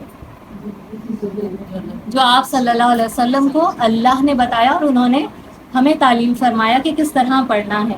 تو کچھ بخاری شریف میں آپ صلی اللہ علیہ وسلم نے، کچھ اور احادیث میں بہت سارے درود شریف ایسے آئے ہیں، تھوڑا سا ان کا ذکر کر دیتے ہیں۔ پہلے تو یہ دیکھیں کہ درود کا مطلب کیا ہے۔ ہم ایک محفل میں تھے تو وہاں پہ کسی نے کہا کہ یہ کیسے ہمارے علماء ہیں، ان کو جو ہے وہ درود شریف کا ترجمہ نہیں کرنا آتا۔ ان کا کیوں، کیا ہوا؟ ہم گناہ گار، ہم سیاہ کار، ہم اتنے گناہوں میں لتھڑے ہوئے، اور یہ ترجمہ کر رہے ہیں درود شریف کا کہ ہم جیسے ان کو دعا دے رہے ہیں کہ یا اللہ آپ صلی اللہ علیہ وسلم پر رحمتیں نازل فرما، یعنی وہ کیا ہماری دعا کے محتاج ہیں؟ بالکل بھی نہیں۔ یہ تو ایک بشارت ہے جو اللہ نے جبرائیل علیہ السلام کے ذریعے آپ صلی اللہ علیہ وسلم کو دی۔ تو جبرائیل علیہ السلام نے آ کر آپ صلی اللہ علیہ وسلم سے ارشاد فرمایا کہ یا رسول اللہ، میں آج آپ کے لیے خوشخبری لایا ہوں کہ آپ اس بات پہ راضی نہیں کہ اگر آپ کا کوئی بھی امتی آپ پر ایک بار درود شریف پڑھے تو اللہ سبحانہ و تعالیٰ اس پر 10 بار رحمتیں بھیجیں۔ اچھا، یہ جو اللہ سبحانہ و تعالیٰ نے ارشاد فرمایا کہ اللہ نبی صلی اللہ علیہ وسلم پر درود بھیجتے ہیں، اس کے فرشتے بھیجتے ہیں اور ایمان والے بھی بھیجتے ہیں، تو اللہ کا درود بھیجنا پھر کیا مطلب ہے؟ اگر درود بھیجنے کا مطلب یہ ہے کہ ہم آپ صلی اللہ علیہ وسلم کے لیے دعا کر رہے ہیں کہ یا اللہ آپ ان کی اوپر رحمتیں نازل فرمائیں، تو جب اللہ تعالیٰ درود بھیج رہے ہیں تو کیا اللہ بھی کسی سے دعا کر رہے ہیں کہ ان پر رحمتیں بھیجیں؟ نہیں، جب اللہ تعالیٰ آپ صلی اللہ علیہ وسلم پر درود بھیج رہے ہیں، سلام بھیج رہے ہیں، اس کا مطلب ہے کہ اللہ ڈائریکٹ اپنے خزانوں میں سے سلام آپ کے اوپر رحمتیں نازل فرما رہے ہیں. اور جب فرشتے درود بھیجتے ہیں تو فرشتے دعا کرتے ہیں اللہ سے کہ یا اللہ آپ نبی اکرم صلی اللہ علیہ وسلم پر اور زیادہ رحمتیں نازل فرمائیں. اور جب ہم بھی درود بھیجتے ہیں تو ہم بھی اللہ سے دعا کرتے ہیں اللہم صلی علی محمد وعلی آل محمد، یا اللہ آپ نبی اکرم صلی اللہ علیہ وسلم پر اور بھی رحمتیں نازل کیجئے اور بھی برکتیں نازل کیجئے جیسی کہ آپ نے ابراہیم علیہ السلام پر رحمتیں اور برکتیں نازل کی. سوچیں آپ صلی اللہ علیہ وسلم کا ظاہر ہے مرتبہ، اور آپ امام الانبیاء ہیں، مقام محمود آپ کے لیے ہے، سب کچھ آپ کا مقام سب سے اعلیٰ رکھا، لیکن درود میں آپ کیا اللہ تعالیٰ ہمیں کیا سکھا رہے ہیں؟ یہ اللہ نے سکھایا نا ہمیں آپ صلی اللہ علیہ وسلم کے ذریعے کہ میرے اس نبی محمد صلی اللہ علیہ وسلم، میری جان آپ پر قربان، میری اولاد قربان، کیا دعا مانگ رہے کہ یا اللہ نبی اکرم صلی اللہ علیہ وسلم پر وہ رحمت کیجیے جو آپ نے ابراہیم پر کی، آپ نبی صلی اللہ علیہ وسلم پر وہ برکتیں نازل فرمائیں جو آپ نے ابراہیم پر کی. تو سوچیں ابراہیم کا مقام بھی کیا ہے، سبحان اللہ. اسی لیے قرآن میں بار بار یہ جو ہمیں تنبیہ کی جاتی ہے نا کہ ابراہیم کے راستے پر چلو، وہ یکسو تھا، کہ دائیں بائیں آگے پیچھے کچھ نہیں سوچ رہا، لوگ کیا کہہ رہے ہیں، رشتہ دار کیا کہہ رہے ہیں، کون ناراض ہے کون خوش ہے، وہ کیا دیکھ رہا ہے، میرا رب خوش ہے کہ نہیں، میرا رب کیا چاہتا ہے. اس کو صرف یہ پڑھی، مجھے آگ میں پھینک دیا لوگوں نے، ان کو کوئی پرواہ نہیں، میرا رب کیا چاہتا ہے. میرا باپ مجھے چھوڑ کے دشمنوں کے ساتھ کھڑا ہوا ہے، کوئی پرواہ نہیں، میرا رب. یہ چیز چاہیے، اور یہی آپ صلی اللہ علیہ وسلم نے بھی کر کے دکھا دیا. آپ کی حیات مبارکہ میں آپ کے 7 اولادیں اس دنیا سے رخصت ہو گئیں. آپ کی زندگی میں 4 بیٹیاں 3 بیٹے، 4 میں سے 3 کا انتقال ہو گیا اور بیٹوں کا بھی انتقال ہو گیا. صرف ایک حضرت فاطمہ بچی تھی رضی اللہ تعالیٰ عنہ، کہ جن کا انتقال آپ کے انتقال کے 6 ماہ بعد ہوا. تو پھر اللہ کا درود بھیجنا کیا ہے؟ رحمتیں بھیجنا. ملائکہ اور ہمارا درود بھیجنا کیا ہے؟ رحمت کی دعا کرنا. تو جبرائیل علیہ السلام جو یہ بشارت لے کر آئے، حضرت انس رضی اللہ تعالیٰ عنہ ارشاد فرماتے ہیں رسول اللہ صلی اللہ علیہ وسلم نے فرمایا کہ جس نے مجھ پر 1 مرتبہ درود بھیجا، اللہ تعالیٰ اس پر 10 مرتبہ رحمتیں نازل فرماتا ہے، اس کے 10 گناہ معاف فرماتا ہے اور 10 درجے بلند کرتا ہے. ابی بن کعب رضی اللہ تعالیٰ عنہ ارشاد فرماتے ہیں کہ میں نے رسول اللہ صلی اللہ علیہ وسلم سے عرض کیا کہ اے اللہ کے رسول، میں آپ پر کثرت سے درود بھیجنا چاہتا ہوں، اپنی دعاؤں میں کتنا وقت درود کا وقف کروں، یعنی جو میرا ٹوٹل دعاؤں کا وقت ہے اس میں کتنی دیر درود شریف پڑھوں. میں بہت کثرت سے درود پڑھنا چاہتا ہوں، یعنی سب سے زیادہ میں پڑھنا چاہتا ہوں. تو آپ نے فرمایا کہ جتنا تم چاہو اتنا پڑھو. تو انہوں نے کہا ٹھیک ہے، 1/3 میں وقت جو ہے وہ اپنا میں درود شریف بھی پڑھوں گا اور 3 حصے میں اپنی دعائیں مانگوں گا. آپ نے کہا ہاں ٹھیک ہے، لیکن جتنا تم چاہے اتنا تم پڑھو، اگر اور بڑھا دو تو تمہارے ہی لیے اچھا ہے. تو کہنے لگے کہ ٹھیک ہے، میں آدھا وقت درود پڑھوں گا اور آدھا وقت دعاؤں کے لیے وقف کروں گا. تو آپ نے فرمایا ہاں یہ بھی صحیح ہے، لیکن اگر بڑھا دو تو یہ تمہارے ہی حق میں بہتر ہے. انہوں نے کہا میں 3 حصے درود شریف پڑھوں گا اور صرف 4تھا حصہ جو ہے وہ اپنے لیے دعائیں مانگوں گا جو میری ضروریات ہیں. آپ نے فرمایا ہاں ٹھیک ہے، لیکن اگر تم اور بڑھا دو تو یہ تمہارے ہی حق میں بہتر ہے. انہوں نے کہا یا رسول اللہ میں صرف درود ہی پڑھا کروں گا، اپنی دعاؤں کا پورا 100% جو ہے وہ میں وقت درود شریف کو دوں گا. تو آپ نے ارشاد فرمایا کہ یہ تمہارے سارے دکھوں، سارے غموں کے لیے کافی ہو جائے گا، یعنی ہر دکھ کا، ہر غم کا مداوع ہو جائے گا. یہ درود تمہیں ہر چیز میں کافی ہو جائے گا. اور پھر آگے ارشاد فرمایا اور تمہارے گناہوں کی بخشش کا باعث بنے گا. پھر آپ نے ارشاد فرمایا حضرت عبد الرحمن بن عوف کہ حضور اکرم صلی اللہ علیہ وسلم ایک روز گھر سے نکلے اور کھجوروں کے باغ میں داخل ہوئے اور طویل سجدہ فرمایا. تو کہنے لگے میں سمجھا حضرت عبد الرحمن بن عوف، میں سمجھا کہ آپ نے اتنا طویل سجدہ کیا کہ کہیں آپ کی جو ہے وہ روح اللہ سبحانہ و تعالیٰ نے تو نہیں قبض کر لی. یہ اسی حیرت اور تعجب میں بڑی اس کی حسرت کے ساتھ آپ کو دیکھ رہے تھے. اتنے میں آپ اٹھے، آپ نے سر اٹھایا اور ان کی طرف دیکھا اور کہا کہ کیا ہوا، تو تم سمجھی کہ کیا میرا انتقال ہو گیا؟ تو وہ مسکرا دیے. تو کہنے لگے کہ مجھے جبرائیل علیہ السلام نے آ کر کہا کہ آپ کو ایک بشارت دوں، اللہ کریم فرماتا ہے کہ جو شخص آپ پر درود بھیجے گا، یہ ہے نا محبت اللہ کی، کہ جو اللہ کے محبوب کے لیے درود کی صرف دعا کر رہا ہے، اللہ اس کے ساتھ کیا معاملہ کر رہا ہے؟ فرمایا کہ میں اس پر رحمت نازل کروں گا، اور جو آپ پر سلام بھیجے گا میں بھی اس پر سلام بھیجوں گا۔ اللہ کی طرف سے سلام ہو جانا کوئی معمولی بات نہیں۔ تو صحابہ کرام نے آپ سے یہ ارشاد فرمایا کہ یا رسول اللہ، آپ نے ہمیں درود تو سکھا دیا، آپ ہمیں سلام بھی تعلیم فرمائیں، ہم آپ پر کس طرح سلام بھیجا کریں؟ تو آپ نے پھر ارشاد فرمایا تو سراسر اللہ کے پاس ہے، یعنی سلامتی کا مالک اور سلامتی کا خزانہ کس کے اختیار میں ہے؟ اللہ کے۔ جب آپ کسی کو سلام بھیجتے ہیں تو مطلب کیا ہے؟ آپ اس کو سلامتی کی دعا دے رہے ہیں نا۔ اگر ہم کہتے ہیں السلام علیکم، اس کا مطلب کیا ہے کہ تم پر سلامتی ہو، یعنی تم پر سلامتی ہو مطلب تمہاری ہر چیز پر سلامتی ہو نا، جو بھی چیز تم سے ریلیٹڈ ہے وہ ہر چیز سلامتی میں آ جائے۔ تو فرمایا کہ سلام تو اللہ ہے۔ پھر آپ نے فرمایا کہ تم اس طرح کہو التحیات للہ والصلوات والطیبات، کہ میری تمام زبانی عبادات، جسمانی عبادات، مالی عبادات، تمام پاکیزہ چیزیں اللہ کے لیے ہیں۔ اب دیکھیں ہم جو بھی نیکی کرتے ہیں تین طرح کی ہوتی ہیں، یا تو ہم فزیکلی کرتے ہیں جیسے روزہ رکھ رہے ہیں یا کوئی بھی اور کام، نماز پڑھ رہے ہیں، ہمارا جسم اس کے اندر ہے نا۔ پھر اس کے بعد جب صدقہ خیرات کر رہے ہوتے ہیں تو کیا ہے؟ مال ہوتا ہے نا اس کے اندر۔ پھر اگر آپ جسم کو کچھ بھی نہیں تکلیف دے رہے ہیں، مال بھی نہیں خرچ کر رہے ہیں، صرف زبان سے اللہ کا ذکر کر رہے ہیں، اور زبان سے آپ کے جو بھی نکل رہا ہے، چاہے وہ دوست کے لیے نکل رہا ہے یا دشمن کے لیے نکل رہا ہے، وہ صرف اللہ کی رضا کی خاطر نکل رہا ہے، تو کیا وہ آپ کی زبانی عبادات، یعنی میری زبان سے جو بھی کلمہ نکل رہا ہے اللہ تعالیٰ وہ تیرے لیے۔ تمام زبان کے کلمات، میرے پوسچر، میرا جسم کی عبادات، میری مالی عبادات صرف اور صرف اللہ کی رضا کی خاطر۔ ٹھیک ہے، پھر آپ نے آگے ارشاد فرمایا، یہ جو پڑھا میں نے ابھی، التحیات للہ والصلوات والطیبات، یہ کلمات وہ تھے جو آپ جب معراج پر تشریف لے گئے تھے، وہاں آپ نے ہدیتاً تحفتاً یہ کلمات اللہ کی شان میں بیان فرمائے۔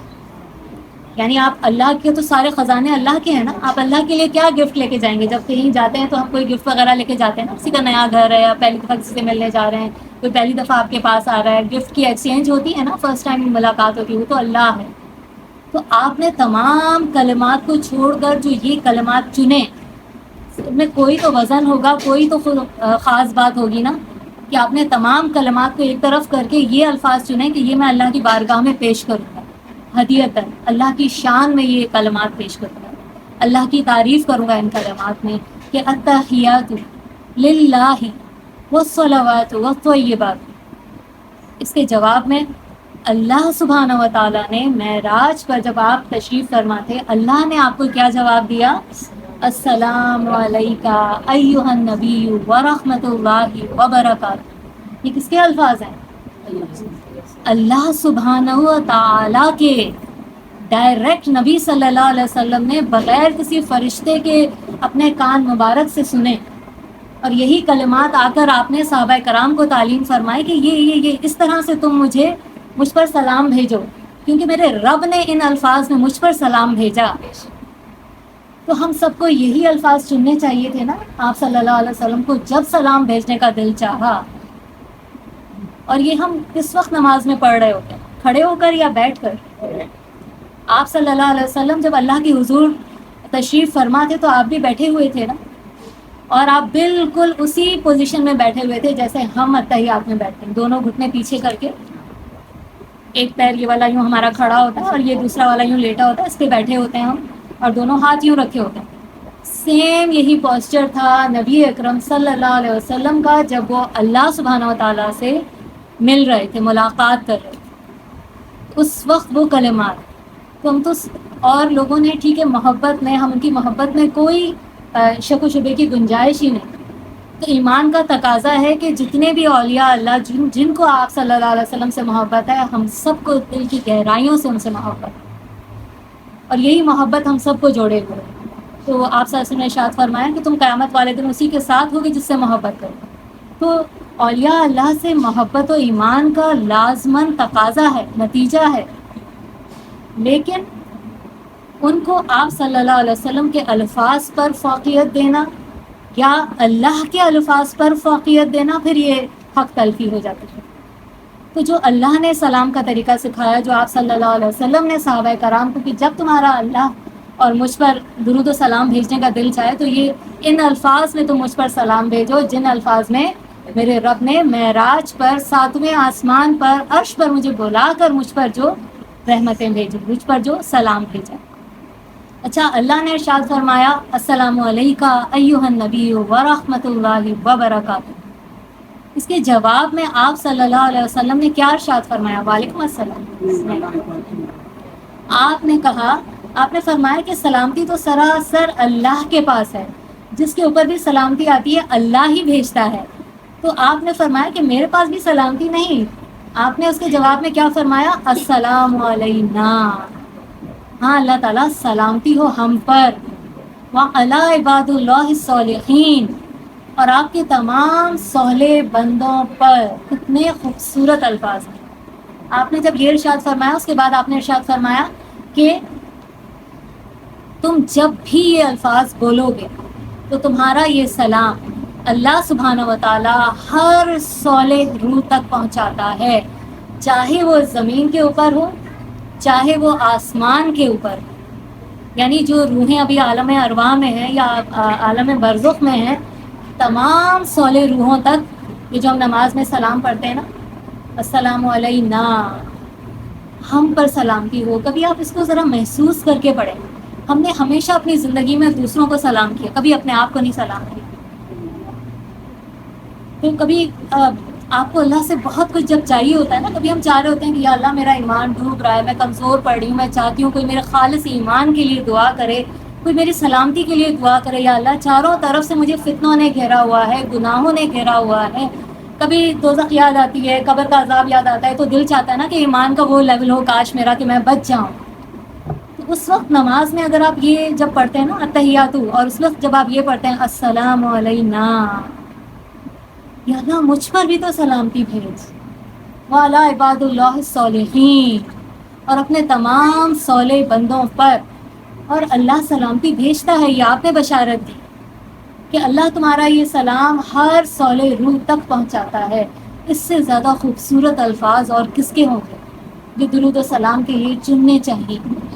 تو جب آپ کا دل چاہے آپ صلی اللہ علیہ وسلم پر درود و سلام بھیجنے کے لیے اس طرح سے بھیجیں۔ اچھا، یہ نہیں پڑھتے ہیں الصلاۃ والسلام علیکم، جتنے پڑھتے ہیں ایسے تو ہم یہ بھی پڑھتے ہیں۔ دیکھیں آپ پڑھ بہت کچھ سکتے ہیں، میں نے کہا نا جیسے کہ آپ بہت کچھ پڑھ سکتے ہیں، جو آپ کا دل چاہے وہ آپ پڑھیں، لیکن پھر آپ اس میں یہ دھیان رکھیں کہ پھر ثواب آپ کو صرف اسی چیز کا ملتا ہے جو اللہ اور اس کے نبی نے ہم تک بات پہنچائی، کیونکہ ثواب دینے والی ذات صرف اور صرف اللہ کی ہے۔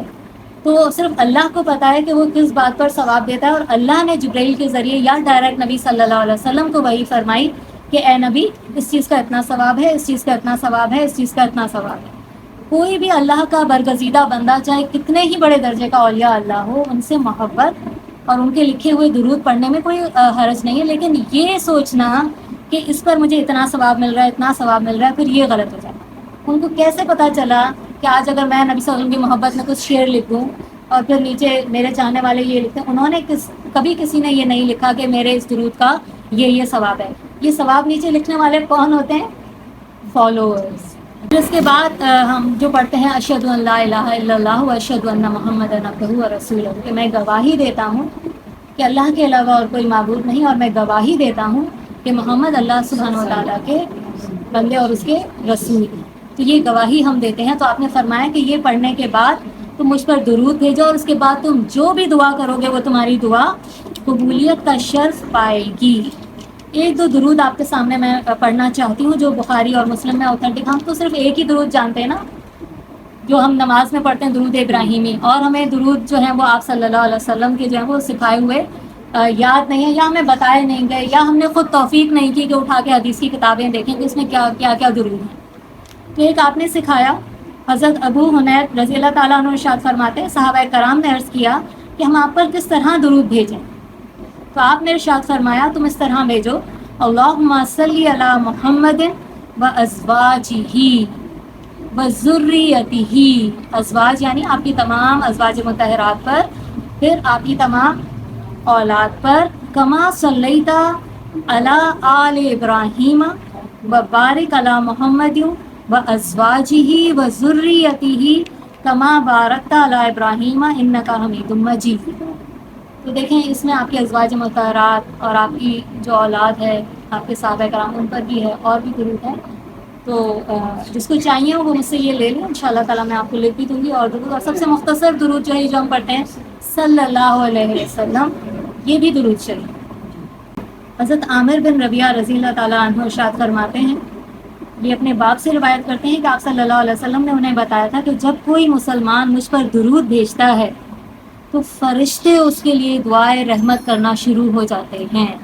یعنی ہم نبی صلی اللہ علیہ وسلم پر درود بھیجنے کی دعا کرتے ہیں اور فرشتے ہماری دعا میں لگ جاتے ہیں۔ اور آپ صلی اللہ علیہ وسلم نے ارشاد فرمایا کہ جب تم مجھ پر ایک بار درود بھیجتے ہو تو اللہ تمہارے 10 درجات بلند فرما دیتا ہے اور تمہارے 10 گناہ معاف کر دیتا ہے اور 10 نیکیاں لکھی جاتی ہیں اور 10 بار اللہ تم پر رحمت نازل فرماتا ہے۔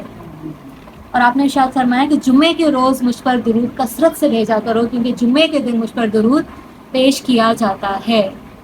تو آپ صلی اللہ علیہ وسلم کے سامنے جو اس طرح سے پیش کیا جاتا ہے، تو یہ شہداء کے بارے میں بھی پڑھتے ہیں نا کہ ان کی روحیں جنت میں ایک سبز پرندے کے اندر ہوتی ہیں اور وہ کھاتے ہیں پیتے ہیں۔ تو آپ صلی اللہ علیہ وسلم کا جو مقام اور مرتبہ تو شہداء سے بھی اعلیٰ و عرفہ ہے، وہ اللہ کے پاس کس طرح سے زندہ ہیں یہ اللہ اور اس کا نبی جانتا ہے۔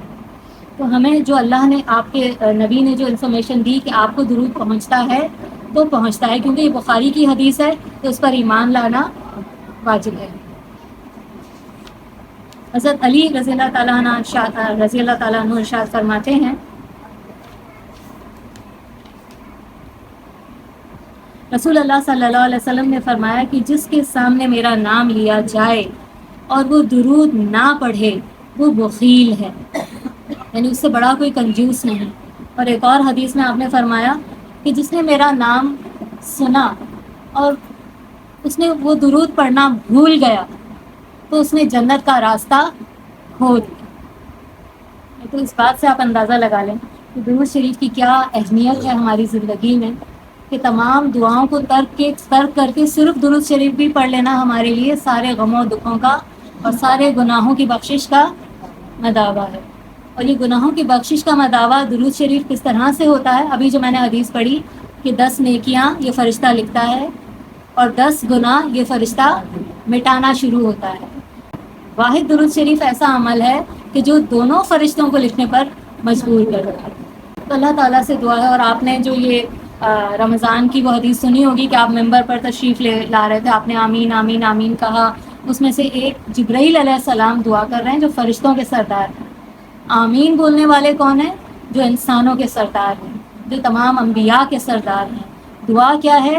ہلاک ہو جائے وہ شخص جو نبی اکرم صلی اللہ علیہ وسلم کا نام سنے اور ان پر درود نہ بھیجے۔ اس پر آمین کس نے کہا؟ نبی پاک صلی اللہ علیہ وسلم۔ اللہ تعالیٰ ہم سب کو توفیق عطا فرمائے کہ ہم آپ صلی اللہ علیہ وسلم کی قربانیوں اور احسانات کا بدلہ کسی اور طرح سے اگر نہیں ادا کر سکتے، آپ کی اتباع کر کے، آپ کے دین کو پھیلا کر، آپ پر کثرت سے درود شریف پڑھ کر شاید قیامت والے دن ہم کچھ منہ دکھانے کے قابل ہو جائیں۔ دعا کر لیجیے۔ یا ربی لک الحمد کما ینبغی لجلال وجہک وعظیم سلطانک، سبحان اللہ وبحمدہ عدد خلقہ ورضا نفسہ وزینۃ عرشہ ومداد کلماتہ۔ اللہم صلی علی محمد وعلی آل محمد کما صلیت علی ابراہیم وعلی آل ابراہیم انک حمید مجید۔ اللہم بارک علی محمد وعلی آل محمد کما بارکت علی ابراہیم وعلی آل ابراہیم انک حمید مجید۔ الحمد للہ رب العالمین الرحمن الرحیم مالک یوم الدین ایاک نعبد و ایاک نستعین اهدنا الصراط المستقيم صراط الذين أنعمت عليهم غير المغضوب عليهم ولا الضالين آمين۔